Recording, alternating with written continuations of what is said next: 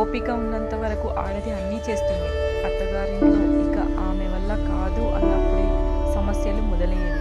కూర్చున్న చోట కాఫీ కూడా ఇంటి కోడలే తెచ్చి ఇవ్వాలి. ఒక్కరోజు ఇవ్వకుండా ఇంటి కోడలు